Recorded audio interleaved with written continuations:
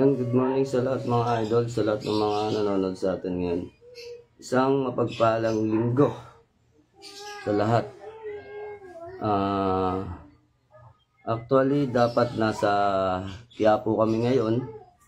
Kaya lang dahil may bagyo, cancel muna yung ating lakad. Si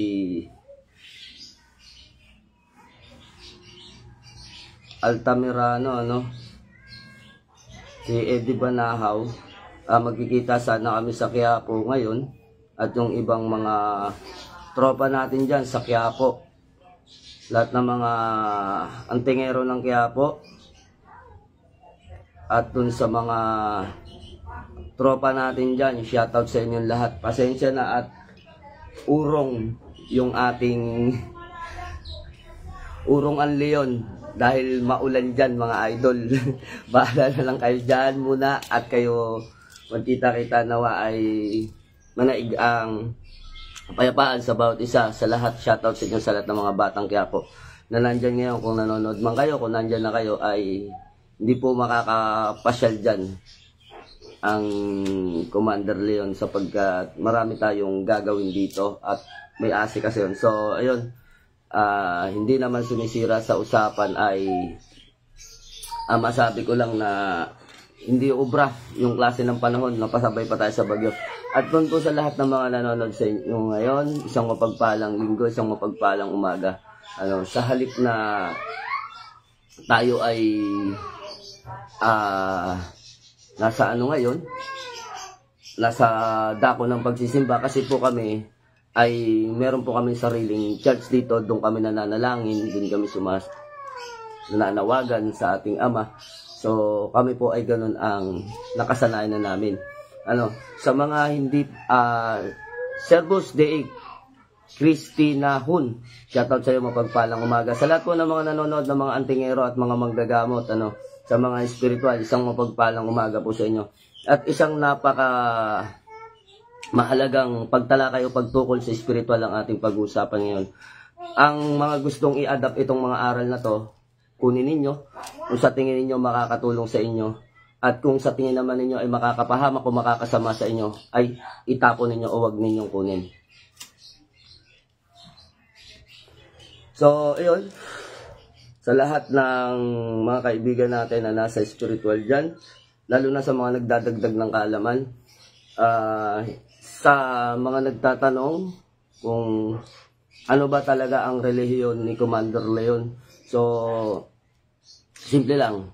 Lahat ng klase ng relihiyon ay pinasok ko na noon, kung saan-saan na ako na sekta at religious na pumasok na iba't ibang uri ng relihiyon. Ngunit, hindi ko sinasabing peke sila, hindi ko sinasabing mali ang mga religion. So, ayun, agimat ng mga yan. Shoutout sa'yo, pare. Mapagpalang umaga. So, ayun, hindi ko sinasabing mali ang mga religion. Siguro meron lang mga kaalaman na hinahanap ko na hindi ko makita sa mga religion kung bakit ako ay umalis sa mga religion. Ang huling-huling sektang kinaanibang ko po ay Iglesia ni Cristo. Diyan po ako huling-huling nanggaling.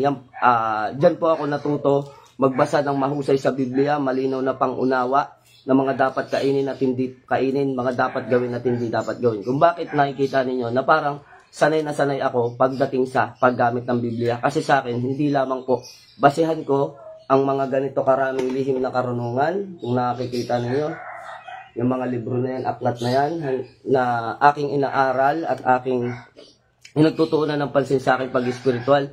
Hindi lamang po ang orasyon ang aking basihan o lihim na karunungan, KND o KOG, ang aking pinagbabasihan. Ang pinagbabasihan po natin parehas. Kasama po ang Biblia. Kung kaya napaka-importante ng Biblia sa pag-spiritual. So itong mga tatalakayin natin dito ay talagang pinag-aralan ko, nag-research ako, at inalam ko kung anong katotohanan. So bilang pagtanggap bilang isang Kristiyano, so speaking of Kristiyano, mga idol, ang pagtukoy po sa salitang Kristiyano ay hindi tumutukoy sa relihiyon. Baka namamali na kayo, baka isipin ninyo ang tinutukoy na Kristiyano ay Katoliko lang. Hindi po. Lahat po ng relihiyon na naniniwala kay Kristo ay Kristiyano. Basta tatandaan natin, anumang uri ng relihiyon, pag naniniwala kay Kristo, siya po ay Kristiyano. Sapagkat ang ibig sabihin ng salitang Kristiyano ay mga naniniwala kay Kristo. So kung kayo ay naniniwala kay Kristo na siya ang kaligtasan, kayo po ay Kristiyano. Hindi po tumutukoy sa religion. So katulad po namin na non-sectarian, wala kaming sektang kinakaaniban, pero naniniwala kami kay Kristo na siya ang kaligtasan. Kami pa rin po ay parte ng pagiging Kristiyano sapagkat kami ay naniniwala kay Kristo na siya ay bugtong na anak ng Diyos. So yun po ang ibig sabihin ng Kristiyano. So dako tayo dito sa talagang napaka-importante na pinagsikapan ko at inaral ko ng gusto kung ito ba ay may katotohanan o wala.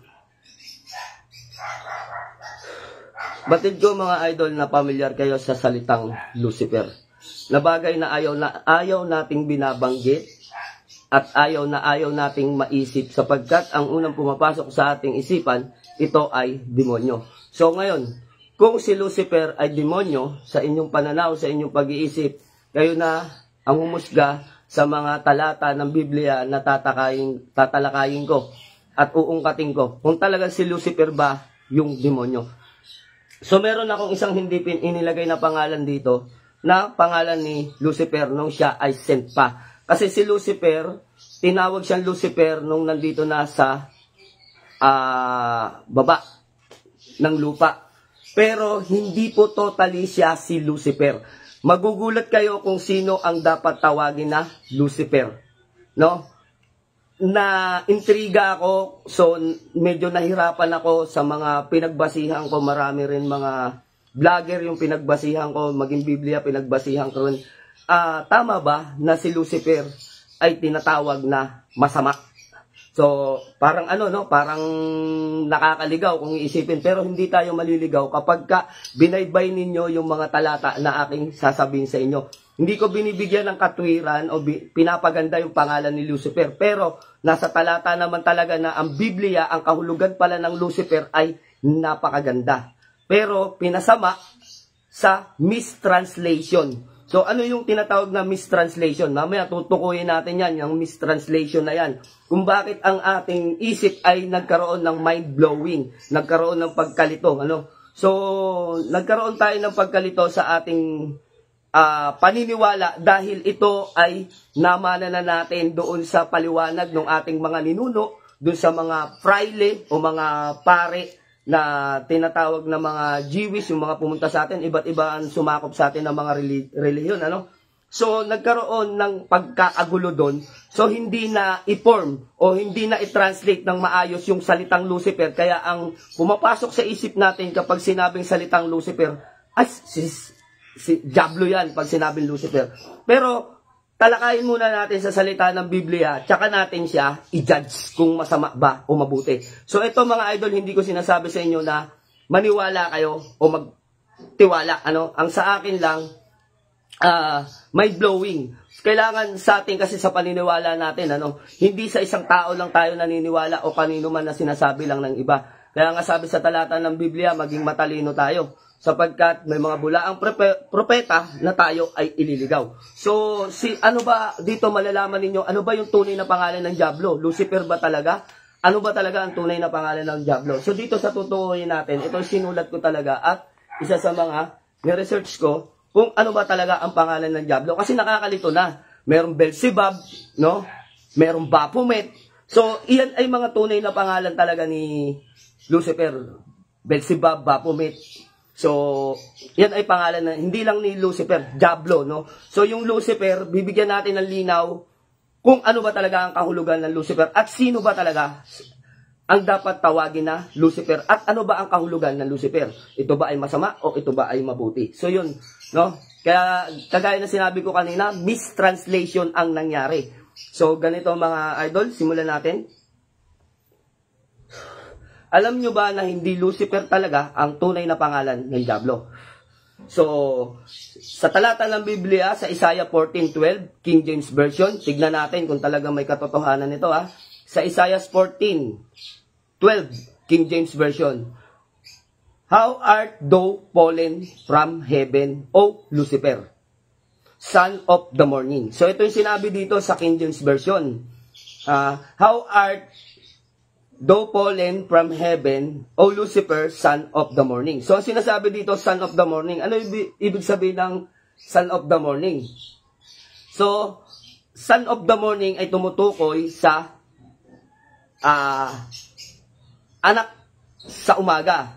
Sabi dito, O Lucifer, son of the morning, anak sa umaga. Ngayon, sa ating pag-iisip, sino ba si Lucifer? Tumpak ba yung paliwanag sa atin ng mga nauna ang kanilang paniniwala at pagkakilala sa pangalan Lucifer? Pag sinabing Lucifer, son of the dark, di ba?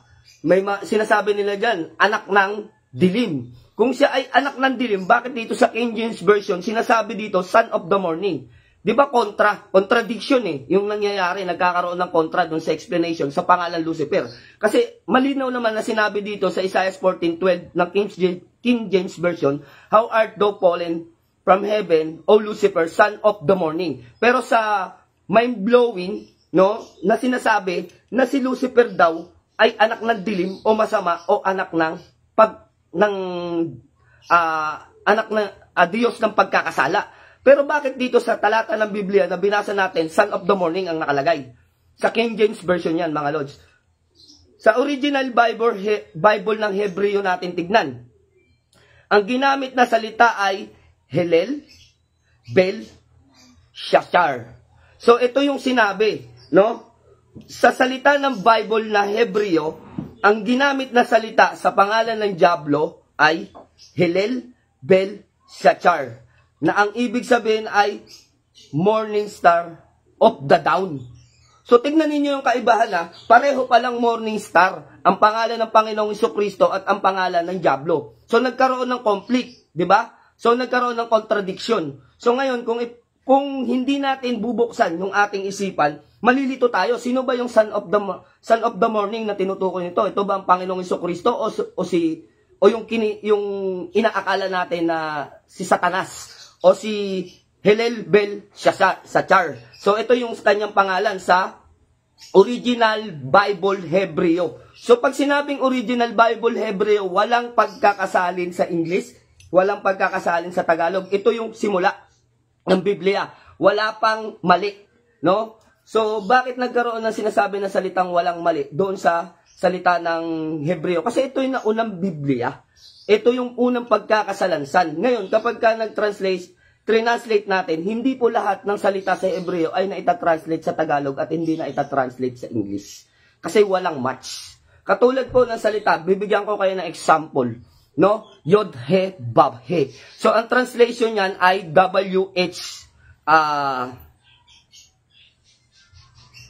Yod, He, Bab, He, na YHWH. So, iyan ay walang, tawag dito, wala siyang vowels. So, wala siyang vowels. Ibig sabihin, paano magmamatch? Pwedeng yewa, yewe. So, magiging ganun. Kasi dinagdagan ng vowels. So, napagkasundoan na lang, natawagin siyang Yahweh. No? Kasi YHWH. So, ang ibig sabihin niyan sa atin sa ngayon ay Yahweh. Pero wala naman talagang pagkaka-translate niyan. Hindi pwedeng i-translate sa salitang Tagalog na Yahweh o sa English na pwedeng tawagin Yahweh. Kaya hanggang ngayon, nagkaroon po dyan ng contradiction at kontra ang siyensya sa pagpapaliwanag na ang pangalan ng Diyos ay si Yahweh. Kasi nga, paano mo maipapaliwanag na Yahweh kung wala kang vowels? Diba? So, ako, para walang pagtatalo sa aking isipan, wala akong pag-aalinlangan, tinatawag ko siyang Yod, He, Bab, He. Kasi yun na ang nakalagay sa Biblia ng Hebreo. Kaya ang tawag ko sa kanya ay Yod, He, Bab, He. Sa ating Panginoon, Amang kay tastaasan. So, para hindi ako mamiss. So, ayun lang. Nasabi natin, kapaliwanagan to kung bakit may mga salita sa talata ng Hebreo Bible verse na walang kapaliwanagan sa Tagalog sapagkat hindi siya nagmamatch. So, yun lang po mga idol. So, ang ibig sabihin ng Helel, Bel, Shachar, ang ibig sabihin nito ay morning star, son of the dawn. So, pagka sinabing ganito pag ganito, parang kakaiba na, papasok sa isip natin. So, talagang, ito yung sinasabing son of the dark. Mga lods. So, dalawa pala yung tinatawag na morning star. Meron palang morning star na son of the dawn, at may morning star na kahulugan ay ang ating Panginoong Jesucristo. So yun yung ating pag-uusapan. Kung ano yung pagkaibahan ni Lucifer na morning star na sa salin, sa salita, ang morning star ay ibig sabihin ay Lucifer. Morning star po yun. So, ang Panginoong Jesucristo ay pwedeng tawaging Lucifer sapagkat morning star yung kahulugan nun kapag translate mo Pero siya yung original na tinatawag na anak ng liwanag.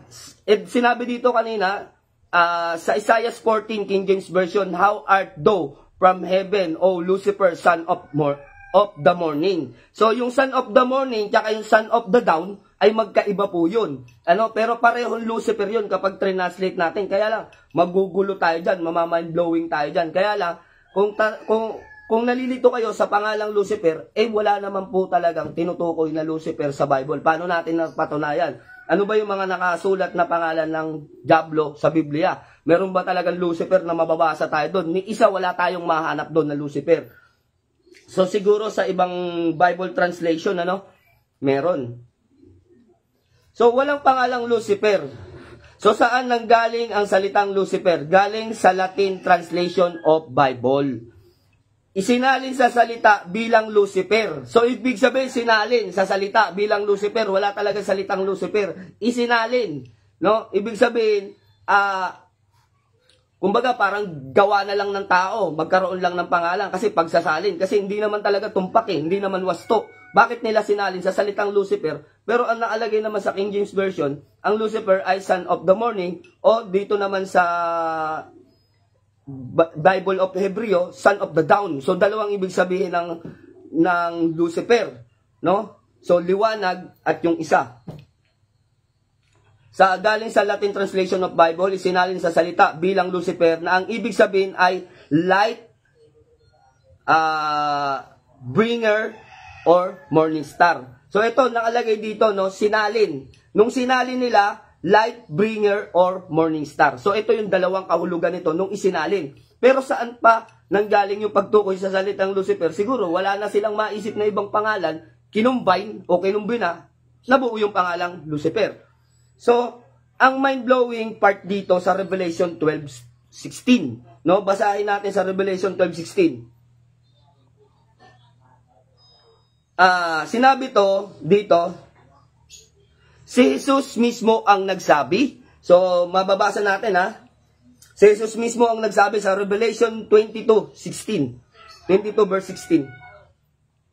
Sabi dito, I am the bright and morning star. So, kita nyo, si Kristo na mismo ang nagsabi, I am the bright and morning star. So, kung ang kahulugan ng morning star ay Lucifer, so mismo si Kristo ang nagsasabi. Kung ita-translate natin to, ito yung sinabi sa Revelation, ita-translate natin sa salitang Lucifer.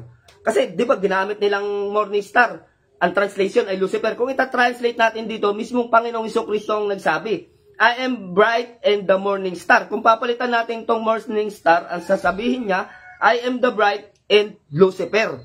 So, kasi, yun sinasabi nating mistranslation Di ba, papasok na yung mistranslation dyan. Kung iwawasto natin to, itong nasa Biblia, ang nasa Biblia, nasa wasto. Pero kung ita-translate natin, magiging mistranslation. So, magiging dalawa yung nasa isip natin. Unang-una, nasa isip natin, si Lucifer, masama. Pero kapag translate natin tong sinabi ng Panginoong Jesucristo, I am bright and morning star, papalitan natin yung morning star, sasabihin ng ating Panginoong Jesucristo dito sa talata, dahil pinalitan, I am the bright and Lucifer. So, kaya yung salitang Lucifer ay mistranslation. So, ibig sabihin, walang tugma o walang angkop na salita sa salitang Lucifer. Kasi ang Lucifer ay isang gawa-gawa lamang upang mabuo yung tinatawag na morning star. Pero conflict, nagkaroon ng conflict doon o contradiction. Maraming contradiction dito. Kasi dalawa ang morning star. Isang son of the dawn at isang tinatawag natin na son of the morning. So dalawa siya. Kaya hindi po pwedeng itatranslate sa salitang Lucifer kasi magkakaroon ng conflict. Yun mga idol, magkakaroon ng conflict. Kahit ako, kung aaralin ko, komplikado. Hindi tama na gagamitin Lucifer yung salita. Dahil dalawa yung tumutukoy sa tinatawag na morning star. Merong Sa lihim na karunungan kasi mga lods, kung bakit nagkaka-conflict, yung hindi pa nakakabasa ng lihim na karunungan, yung hindi pa naabot yung klase ng ganun na klase ng pag-aaral, may tinutukoy na ng morning star doon. Tinukoy na morning star doon si Lucifer, no?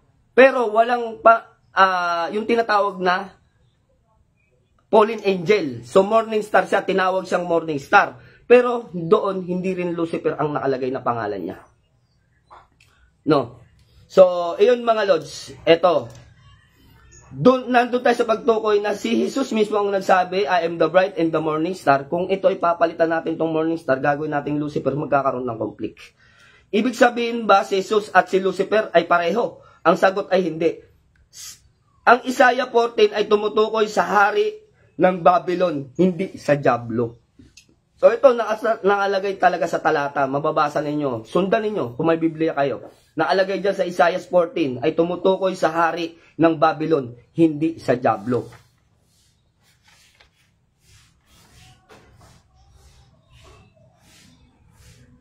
So, at higit sa lahat, walang ni isa man sa Bible verse na nagsasabing ang tunay na pangalan ng demonyo ay Lucifer. So, maghanap kayo sa Biblia na pangalan Lucifer, wala kayong makikita. Totoo. Kahit ako, ang tagal ko na nag-aanap ng Lucifer sa salita ng Biblia, wala. Ang salitang Lucifer ay mistranslation lang. So, magiging magulo ang isip natin, komplikado to. Kaya nga sinasabi natin na mag-aaral ng lihim ng karunungan ay napakahirap. Lalo na sa amin, sa mga nagpapaliwanag o nagsishare sa inyo. Kaya sinasabi ko sa inyo, hindi lahat ng sinishare ng mga orasyon, hindi lahat ng mga sinasabi ng bibig ng isang spiritual vlogger o nagko-content creator na nasa spiritual ay kailangan i-adapt ninyo lahat ng sinasabi nila, baka mamali ang ating pag-iisip. So ayun mga lods, dahil nga tayo ay naglalayag, nag-aaral, kailangan yun lahat maging isang letra man sa klase ng ating pag-aaral sa LNKK, NDK, OG. Kung ano man yung pinag-aaralan ninyo, bawat isang letra dyan mahalaga na pag-aaralan ninyo dahil baka mamaya namamali na ang inyong pagkakaintindi o paniniwala. So dito, balikan natin at higit sa lahat, walang ni isa man sa Bible verse na nagsasabing ang tunay na pangalan ng demonyo ay Lucifer. Ako noon ko pa hinahanap yan, wala akong makita sa sa Bible verse na wala talaga akong makitang Lucifer na pangalan. So mistranslation yun mga lods. Ang tawag sa kanya sa Bible, ito ang mga nakalagay sa Bible, kung anong pangalan ng Diablo sa Bible. Siya ay tinawag na Satan, Devil, Serpent at Dragon. So ito yung apat na pangalan na makikita natin sa talata ng Biblia na pangalan niya. No, ang sinabi lang sa talata ng Biblia, ang pangalan ng Diablo ay Satan, Devil, Serpent and Dragon. So apat lang to na nasa Biblia. Ang salitang Lucifer ay isa lamang, mistranslation. So ayun, sana nakapagbigay sa inyo ng linaw mga idol. No, siguro mawawala na yung takot ninyo sa salitang pangalang Lucifer. Kasi unang-una, nagdudulot ito ng takot sa ating isipan. Ang iniisip natin kapag sinabing Lucifer ay tumutukoy kagad sa masama. So hindi. Ang salitang Lucifer ay guni-guni lamang. Mistranslation yan. Maling pagsasalin. So hindi bagay na ginagamit. Walang kapaliwanagan sa mabuti, walang kapaliwanagan sa masama. Kaya ang salitang Lucifer ay kumbaga tinatawag natin sa salita ng Latin. Kapag hinaluan mo yung Latin ng ibang mga salita, tinatawag nating embargo o invalido. Hindi valid, no? Naggamitin yung salitang Lucifer dahil wala namang katukuyan. Walang katukuyan. Mistranslation. Malinaw na sinasabi sa talata ng Biblia na ito ay mistranslation lang sa pagsasalin mula sa salita ng Bible verse papunta sa English, papunta sa Tagalog, kaya walang salitang Lucifer. No, so yun ang kaliwanagan. Morning star tsaka son of the dawn meron. No, pero Lucifer wala. So ayun, sana yung mga gumugulo sa isipan ninyo sa salitang Lucifer mapukaw o matunaw o mabigyan ng kapaliwanagan. Wala hong salitang Lucifer. Dalawang tinutukoy, isang mabuti at isang masama. May tinatawag na son of the dawn, meron namang son of the morning star. So, dalawa yun. Kaya magkaiba ang Panginoong Jesucristo tsaka yung Diablo. So, yun, sana nabigyan natin ng linaw. So, ito napakahalagang tinutukoy sa inyo. May ipapakita ako sa inyo dito, mga idol, na isang mahalagang kailangan malaman ninyo at maintindihan ninyo, sapagkat kayo mahilig kayong bumili ng mga anting-anting, mahilig kayong bumili ng mga imahe, so ito hindi ko kayo tinatakot. Binibigyan ko kayo ng kaalaman upang mabuksan ng inyong isipan sa inyong mga ginagawang pag-iispiritual. Baka mamali kayo. So, nung mga time na taong 60s to 80s, naligaw na po ang bansang Pilipinas sa paniniwala. Naligaw na yan. Hindi lang po sumabog tong mga balita na to dahil ito ay tinago o minapula ng mga relihiyong Katoliko. Itinago ito mga Lods kasi isang malaking pagkakamali ito na dudurog sa paniniwala natin sa spiritual. Maaring maligaw o maaring makuha kayo ng paniniwala sa dyablo. So maakit. So ito ay nangyari noon mula 1960s to 80s. Isa sa mga ni-research ko to at talagang ito ay inihandog ko sa inyo para mamulat ang inyong pag-iisip sa mga mali na imahe. So ano ba yung mga tamang imahe? Ito, may papakita ako mga imahe nito na sasabihin ko sa inyo kung ano ang kapaliwanagan na ito ay hindi tinatawag na satanic cross. Kasi may mga lumitaw na satanic cross dito sa Pilipinas at mga satanic rosary. Baka meron kayo sa bahay niyan na nanggaling pa sa inyong ninuno at kinatabi-tabi ninyo, hindi nyo alam, kayo pala ay nagtatabi ng rosaryo ng dyablo. So ito yung bubuksan nating klase ng aral. Ipapakita ko muna sa inyo, ito ay from Rome, Italy. So galing ito sa Italy, ito yung tinatawag natin na 15th centuries na cross na tinatawag natin na relic na, no? Mga relic na talagang, naku po, mga hindi pa tayo ipinapanganak niyan. So, wala tayong makikita na sign dyan ng rosary of satanic rosary. Wala tayong makikita dyan. So, ito, hindi naman ito araw. Hindi naman yan araw. At yung alitagtag kung may araw man, hindi yung satanic rosary. Pamaya, malalaman ninyo, ipapakita ko isa sa inyo at lilinawin ko sa inyo kung ano ba yung tinatawag na satanic cross o satanic rosary. So ito makikita natin, 4 evangelista. Ito yung version 2 na gawa ko. Ano? Ito yung version 2. Nakatingala si Kristo, tapos yung nasa gitna yung IHS na ang ibig sabihin ay Isus Huminum Salvator. So may makikita tayo ditong Henry. Yan na, papaliwanag ko sa inyo, explain ko sa inyo. Meron ditong Henry. Ano ba ang ibig sabihin ng Henry na yan? Igni Natura Renovator Integra, yun po ba talaga ang ibig sabihin? So i-translate nyo sa Tagalog, ano ibig sabihin ng Igni Natura Renovator Integra? Di ba? So ang dami pong nag-i-spiritual, pero kapag pinatranslate nyo yan sa Tagalog, hindi nila alam ang ibig sabihin ng Henry. Sa kapaliwanagan sa English, hindi rin nila ma-translate, hindi nila maisalin. Alam nila, Henry yan. So, pero ano ba talaga ang kahulugan ng Henry? So ito ang pinaka-sign na iyan ay hindi satanic cross o satanic rosary. Henry. Dapat hindi mawawala yung Henry na yan sa inyong taglay na cross. Kapag ka nawala yan, ibig sabihin, baka iba na yan, mga idol. So mag-isip na kayo. So ito, first version, may Henry pa rin. Ang pinakita natin, first version, Kristong nakatingala. At ano ba ibig sabihin ng bungo na yan? Baka mamaya satanic na yan, ano? So mamaya ipapaliwanag ko sa inyo kung ano ibig sabihin ng bungo. Ito, meron din siyang bungo. Version 2, meron din siyang bungo. At yung 4 evangelista, na alam na natin kung ano yung 4 evangelista na yan, lalo na sa nag-spiritual. May bungo. Baka mamaya satanic na yan, kaya may bungo. Ano? So ngayon ipapaliwanag ko sa inyo, hindi tayo magbibigay ng basta-basta. Ito, may bungo din. Itong relic na to, meron din bungo.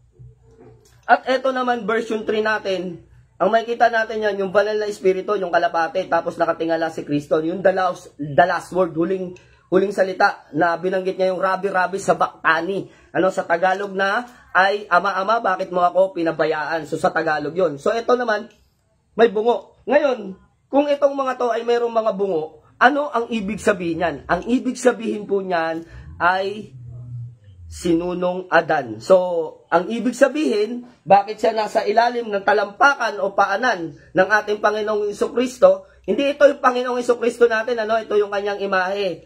Ang totoong Panginoong Jesucristo nasa taas. Baka mamaya, maiba niya yung kalooban ninyo, no? So, ito ay imahe ng ating Panginoong Jesucristo. Hindi iyan yung dinudiyos natin. Ito yung larawan. So, itong bungo na to, ang ibig sabihin nito ay higit na makapangyarihan ang Diyos sa tao. Kasi ito ay sininunong Adan, bungo ni Ninunong Adan na tinatapakan ng Panginoong Jesucristo, ng kanyang imahe. So, ibig sabihin, higit na makapangyarihan ang Panginoong Jesucristo kesa sa tao. Dahil siya ay taong anak ng Diyos. Tayo naman ay mga tao dito sa lupa. So, ibig sabihin, nasa ilalim tayo ng kanyang kapangyarihan. Yun yung ibig sabihin yan. So, hindi yan ibig sabihin na kapag ka meron ay, magaling to Magaling itong isa na to. Sino pangalan nito? Nathaniel Ugnod. Hindi si Nathaniel Ugnod. Meron dito mga lods, nagko-comment. Ang galing. Ang galing. Si Loel. Okay. Sige, talakayin natin yan. Yung tinatawag na yan. Paano ba ang mga palatandaan ng tinatawag na cross o rosary na satanic? Ito yan. Meron bang tinatawag na satanic rosary? At saan ito nagmula? So, nagmula ito 1960s to 1980s ay ipinalaganap ito. Nagkalat ang iba't ibang grupo ng satanista sa buong Pilipinas o tinatawag na kulto. Ang galing nito ni Loel. Ayos yan, Lods. Si-search ka, nag-aaral ka, tama yan, hindi ka maliligaw. Nagkalat ang iba't ibang grupo ng satanista sa buong Pilipinas o tinatawag natin na kulto. Ikinalat ang satanic rosary bilang pagligaw o makontra ang pagdami ng Kristiyano. So ginawa yan, talagang sinadyang ginawa yan para makontra yung ating mabuting paniniwala sa Diyos, yung relasyon natin sa Diyos. Kaya naglabas ng ganyan. At mailigaw o mapigilan yung pagdami ng Kristyanismo dito sa Pilipinas. Para mapigilan, para maligaw tayo, kaya yan inilabas yung tinatawag na wala pang Illuminati noon, Charwin. Wala pang tinutukoy na Illuminati. Kailan lang yung Illuminati binuo? At alam ko kung anong taon at panahon yan binuo at sino ang mga nagbuo at nasa ilalim niyan. So walang katukoyan sa Illuminati dito. Tinatawag dito ay satanic. No? Yung kulto naman, yung pangalan nila ay COS, Church of Satans. Yang COS. Yan ang dito sa Pilipinas Pero sa ibang bansa, ano ba ang kanilang pangalan? Ang tawag sa kanila ay cult pagan o paganista. Pag pinalalim pa natin, lalayo tayo ng lalayo. Kaya dito muna tayo mag-focus. No? So ito yung ikinalat ang satanic rosary bilang pagligaw o makontra yung pagdami ng Kristiyano, yung mga naniniwala kay Kristo. Ang Christian, meaning yan ay mga naniniwala kay Kristo. Hindi religion ang ibig sabihin niyan. So ito, sinulat ko na dito para naintindihan ninyo. Christian meaning. So ano ang ibig sabihin ng Christian? Mga naniniwala kay Kristo. So hindi ito tumutukoy sa religion. Basta naniniwala kay Kristo, ikaw ay Kristiyano. So hindi kaanib ka sa Iglesia Katolika, Katolika Romano, Katoliko ka, ikaw lang ang Kristiyano, hindi po. Sabi sa talata ng Biblia, once na naniniwala ka kay Kristo, kayo ay mga Kristiyano. Kaya nga tinawag na mga kapatid kay Kristo. So dahil isa yung ating paniniwala. So eto, ipinamigay ito ng libre. No, libre itong ipinamigay nitong COS ng Church of Satan.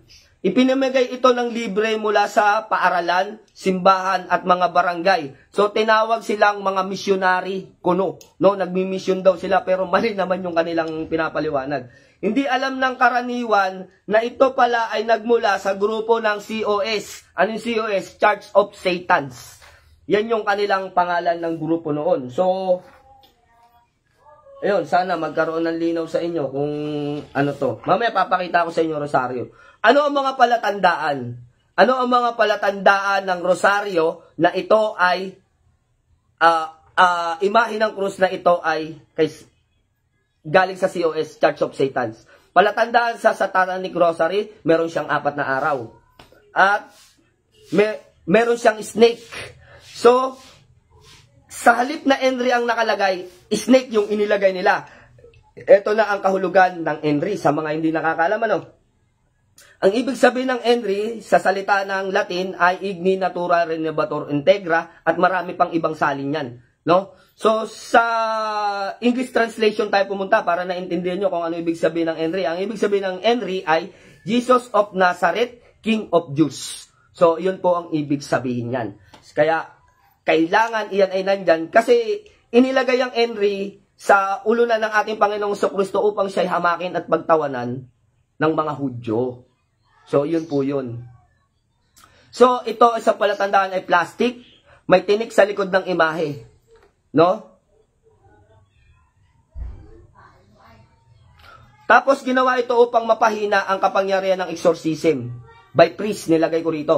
Sino ba kasi ang nag-exorcism noon? Yung mga priest. Mga paring exorcism. So sila yung nag-aalis ng mga sanib-sanib. So para mapahina yon, syempre hindi naman alam ng priest na yung gamit ng rosaryo o krus. Sa satanic yon, syempre hindi niya mapapalayas. Diba?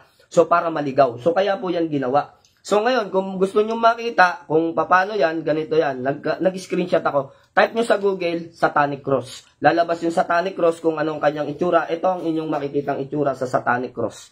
Ito yung, baka mamaya meron po kayong itinatabi dyan na Satanic Cross. No, hindi ninyo alam. Kasi, sa ano na pala yan? COS, sa Church of Satans na pala yan, nagmula. So, ang makikita natin dito, Satanic Rosary, paano malalaman? Hindi lang rosaryo, pati cross. Yan o, may nakasulat dito, may hugis na araw na may sinag sa bawat sulok nito. So, itong tinutukoy dyan, yung bawat sulok. Itong nasa paligid na to, yung apat na yan sa bawat sulok. Tapos, isa sa makikita natin dyan, walang tanda ng Henry sa taas nito. May nakapulupot na ahas sa krus. So, ayan kasi yung ahas, yung pababa na yan. Nakapulupot sa krus. Tapos, may mga tinik sa likod ng imahe sa krus. Kadalasan, ang mga ito ay gawa sa plastic. So, yan yung mga palatandaan. Baka meron kayong tinatabing mga ganyan, mga idol, hindi nyo alam. Satanic cross na pala yan. No? So, iyon mga idol, binigyan ko lang ng linaw at kapaliwanagan sa inyo para kayo ay ma-inform, makatulong sa inyong pag-spiritual, lalong-lalo na dun sa mga nag-aaral sa espiritual na mga baguhang kapatid natin sa espiritual na nag-aaral maging manggagamot at kayo ay mga nagsisimula pa lang. Ito ay hindi upang iligaw kayo. Nandito tayo bilang nakakatandang kapatid ninyo sa espiritual o mas nauna sa inyo sa espiritual. Ikinokorek natin yung inyong mga pag-aaral. Lalong-lalo na doon sa mga followers ko, subscribers ko sa aking YouTube channel. Kasi unang-una, kapag tayo ay nagturo ng mali o isang puwang o isang kamalian o tinatawag sa talata ng Biblia, kapag ikaw ay nagturo ng isang puwing sa iyong kapwa, maaari siyang mabulag. So dito, kailangan maging maliwanag ang inyong mata para maging malinaw din ang inyong isipan. Yun nga kasi sinasabi sa talata. Kapag ikaw ay nagbigay ng isang puwing sa iyong kapwa, maaari siyang mabulag. So ang kahulugan po nito sa pag-espiritual, kapag nagbigay ka ng isang katiting na mali sa iyong kapwa, maaari kang maligaw. So kaya iyon, ito ay gabay patnubay lamang sa inyo sa espiritual. Sa mga bago pa lang nakapanood, simulan ninyo itong video at talastasin ninyo, magnilay-nilay kayo, aralin ninyo kung ano yung mga ibinigay ko na aral dito. Kayo na yung bahala kung inyong tatanggapin o hindi. Kung alam ninyo na tama, tanggapin ninyo. Kung sa tingin ninyo ang aking mga sinasabi ay mali, huwag nyong tatanggapin. Sapagkat kayo ang magpapasya sa inyong sarili kung ano ang mga bagay na dapat ninyong paniwalaan at kung ano ang mas nakakabubuti sa inyong sarili at inyong katawan, lalo na sa pag-espiritual. Kaya doon sa mga nag-spiritual, mag-ingat po tayo palagi upang hindi tayo maligaw. Maging doon sa mga bumibili ng mga medalyon, bumibili ng mga gamit, baka ibang gamit na ang nabibili ninyo. So sa susunod, tatalakayin natin kung ano ba ang ibig sabihin ng salitang Baphomet. So isang pahabol, isang bonus sa lahat. Ano po ba ang holy names ni Satanas? Meron ba siyang holy names? Meron po. May holy names si Satanas. Hindi dito sa lupa, nung siya ay nasa langit pa, nung hindi pa siya gumagawa ng foul, nung hindi pa siya gumagawa ng pagkakasala, nung hindi pa siya lumaban sa Ama, meron siyang holy name. Ang kanyang holy name ay Samael. Holy name po niya yan. Nung nasa lupa na siya, tinawag siyang Satanas, tinawag siyang Diablo, tinawag siyang Serpent, tinawag siyang Dragon. So yun yung mga nasa talata ng Biblia. Yun po ang kanyang malinaw na pangalan. No, so meron pa dito isang pangalan na wag ninyong kakalimutan na pagkakamali na kapag ito ay nabasa ninyo sa mga lihim na karunungan o nabasa ninyo sa inyong inaaral na mga libro, baka kayo ay magkamali sa bilang sa pangalan ni Lucifer. Ang pangalan ni Lucifer sa original Bible na nagmula sa Hebreo. Baka mamaya may inaaral kayo na ganitong pangalan, ha? Ingat kayo, maliligaw kayo. So, ang kanyang pangalan sa Hebreo ay Hillel. So, ibig sabihin ng Hillel, sa Tagalog, yung ibig sabihin, yan o, English, sa English pa lang o, taalisin natin yung L. Hell, ibig sabihin impyerno. Ano yung L? Anong ibig sabihin ng L? Di ba ang ibig sabihin ng L, Diyos? O Diyos sa impyerno. Di ba? Malinaw. So, Beelzebub, maikling pangalan yan, sa Beelzebub. So, Shachar. So, yan po yung mga pangalan na pag napansin ninyo sa inyong inaaral, iyan po ay pangalan ng Diablo. No? Hillel, Bel, Shachar. So, yung Bel ay maikling pangalan ni Beelzebub. O Beelzebub, kung ano man yung tawag nyo dyan.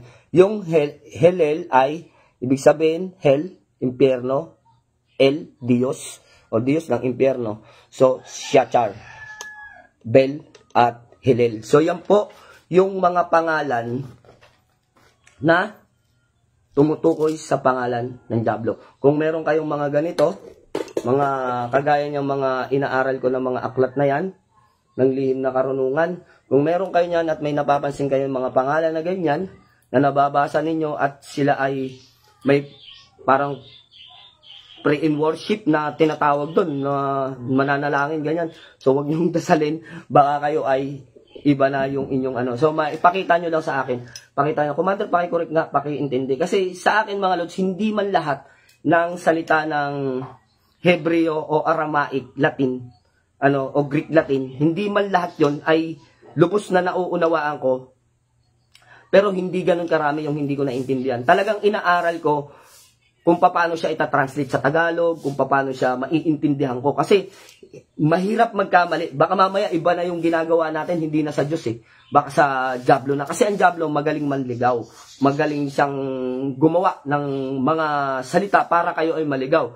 Ngayon, siyempre para hindi tayo maligaw, para hindi mamali yung ating ginagawa, baka mamaya hindi na paglilingkod sa Diyos yung ating ginagawa, naglilingkod na tayo sa iba na, dun sa kay Hillel, doon na tayo naglilingkod, hindi naman maganda yun. Kaya nga po tayo naririto sa lupa, ang sabi sa talata ng Biblia, gumawa ka ng mabuti para susundan ka ng iyong magagawa pag ikaw ay pumanaw. So, yun, no? Kaya sinasabi ko sa lahat ng mga nag-aaral sa spiritual, para hindi kayo maligaw, para hindi kayo mapasukan ng iba man sa inyong isipan at inyong pamumuhay, dapat inaaral natin, inaalam natin, hinihimay natin bawat inaaralin, bawat LMK, lihim na karunungan, KND, karunungan ng Diyos, KOG, Key of God. So yung Key of God, kasi may mga nagsasabi pag Key of God, kay Genro. Hindi po. Pag sinabing Key of God, iyan po ay yan yung susi ng Diyos, susi ng karunungan para matuklasan mo ang karunungan ng Diyos. No? Yun po yung pinaka-last na matataas na mga aral, yung Key of God. Hindi po kay Genro yan. Ang salitang Key of God, iyan ay divine words na nagmumula sa aklat. Yung Key of God, hindi po si kay Genro yan. Yung pumanaw na si Genro na nagtuturo sa spiritual. Hindi po yan kay Genro. Pag sinabing Key of God, kaya natatawa ako Key of God kay Genro. Laging ganyan ang balat nila. Hindi. Ang Key of God, mga idol, ang ibig sabihin yan, iyan ay susi ng karunungan ng Diyos para katulad ng mga rituals, yung mga sigil, no, yung mga ganyan para matuklasan ninyo yung mga himala na ginagawa kagaya ng ni Abraham, ni Moises, no, si Moises tinuktok lang yung tungkod, nagkaroon ng tubig, yung tungkod naging as, yun po sinasabing Key of God. Mataas na aral na yun. Pero hindi po ibig sabihin pag sinabing Key of God kay Genro kagad. Kasi pagka ano ba inaaral mo, Commander? Sinasabi ko lahat. LNK, KMD, Key of God, sabi sa akin, ay kay Genro. Sabi ko, ano ba yan? So, hindi po yun, mga Lods. Pag sinabing Key of God, yan ay divine words na title ng libro. Key of God. So, hindi po yan kay Genro. Dahil wala namang pag-aaring aklat si Genro. No? Nag-aral din siya sa mga aklat na katulad ng mga inaaral ko. Maging yung ibang mga nasa spiritual, nag-aaral sila sa iba't ibang uri ng aklat na inaaral. So, bilang isang nasa spiritual, ako kung may tinatawag na ako ay gifted, bata pa lang, marunong na sa spiritual, kailangan ko pa rin mag-aral. No? Maging kayo man Ano man yung taas ng karunungan na meron kayo, ano man ang lalim ninyo, wag po kayong makakalimot mga idol na ang paa natin ay nakatapak pa rin sa lupa. Tigilan natin yung yabang, pagmamataas, yung pagmamalaki sa ating sarili, yung feeling natin minsan makapangyarihan tayo. Hindi po ganun ang spiritual. Ang spiritual dapat mapagkumbaba ka at dapat mapangunawa ka. Hindi yung